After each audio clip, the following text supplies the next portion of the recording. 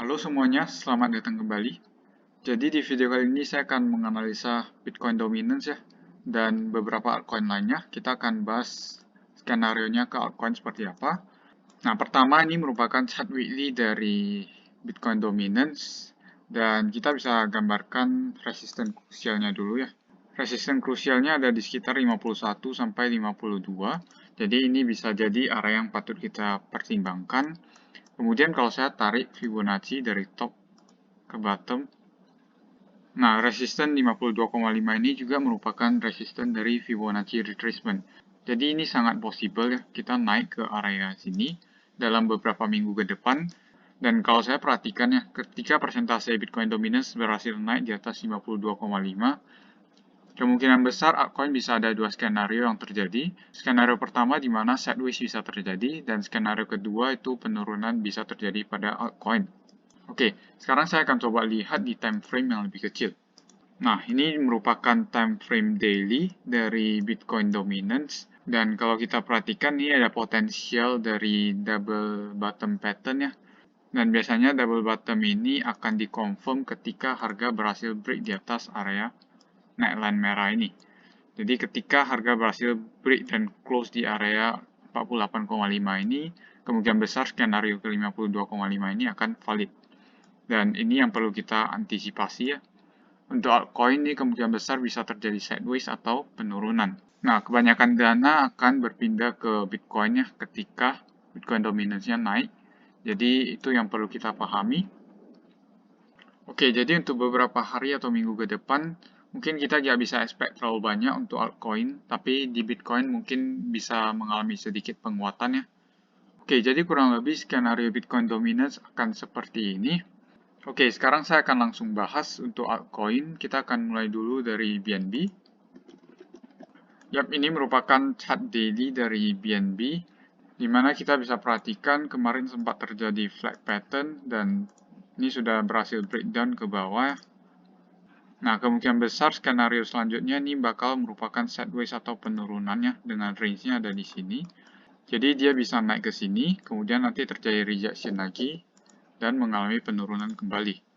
Nah, dalam beberapa minggu ke depan mungkin kita bisa melihat adanya pergerakan sideways seperti ini kalau saya perhatikan untuk BNB. Nah, sambil menunggu ya breakout-nya ke atas atau ke bawah. Jadi kalau BNB berhasil breakdown dan close di bawah area 320, kemungkinan besar kita berpotensi untuk retest kembali support sebelumnya. Ini ada di 259. Nah, jadi ini bisa jadi area yang cukup bagus buat kita akumulasi kembali ya untuk BNB di sekitar area 260.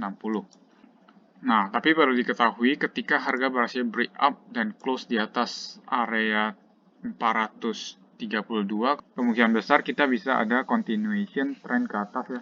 Nah, resisten berikutnya ada di sekitar area 480. Jadi ini skenario ketika break up ke atas terjadi. Oke, jadi kurang lebih seperti itu ya pergerakan BNB untuk selanjutnya. Tapi untuk saat ini saya lebih melihat adanya pergerakan sideways yang bakal terjadi. Oke, sekarang saya akan lanjutkan ke koin Jilika. Untuk koin Jilika sendiri, kita bisa perhatikan ini saya bisa gambarkan satu trend line. Dan sampai sekarang memang kita masih belum berhasil untuk break out dari area trend line ini. Kemarin sempat nyentuh trend line ini 2 kali, kemudian jatuh kembali.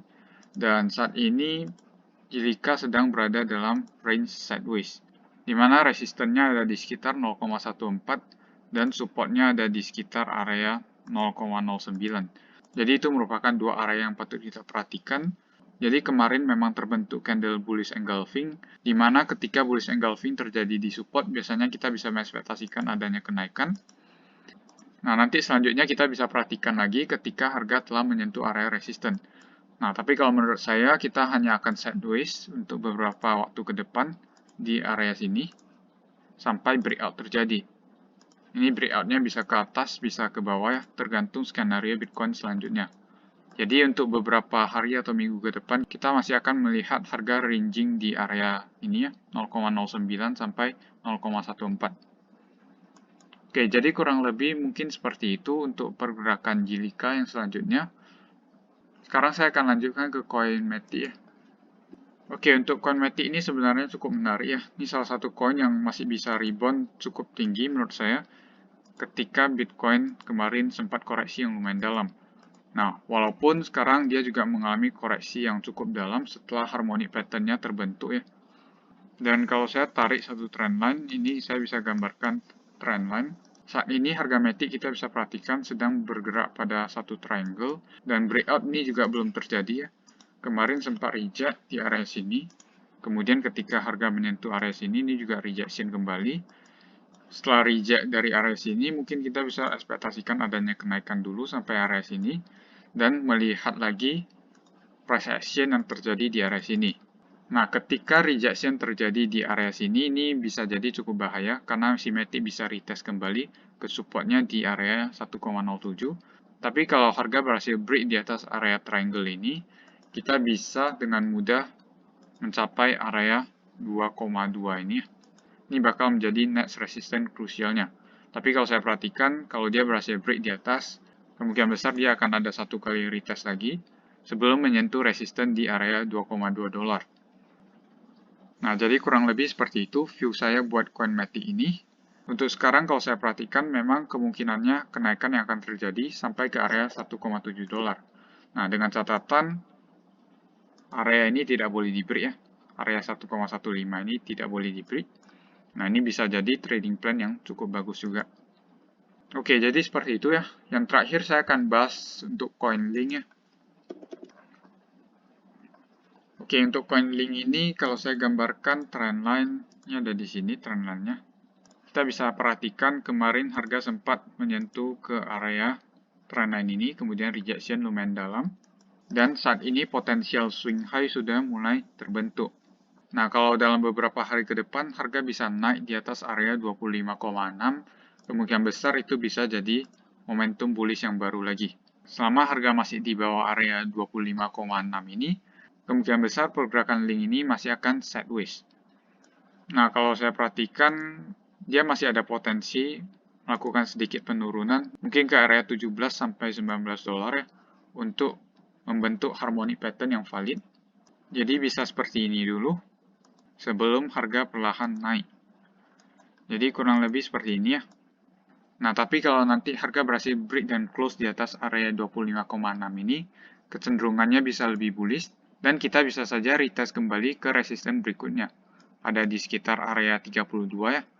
Jadi itu bakal menjadi dua skenario yang patut kita pertimbangkan untuk Link ini. Nah, tapi untuk saat ini skenario penurunan atau sideways itu lebih possible ya kalau saya perhatikan untuk Link. Oke, jadi kurang lebih seperti itu saja untuk video kali ini. Buat teman-teman yang mau join di channel Telegram saya, bisa langsung join melalui link deskripsi di bawah. Dan sekian saja untuk video kali ini. Terima kasih sudah menonton. Sampai jumpa di video berikutnya.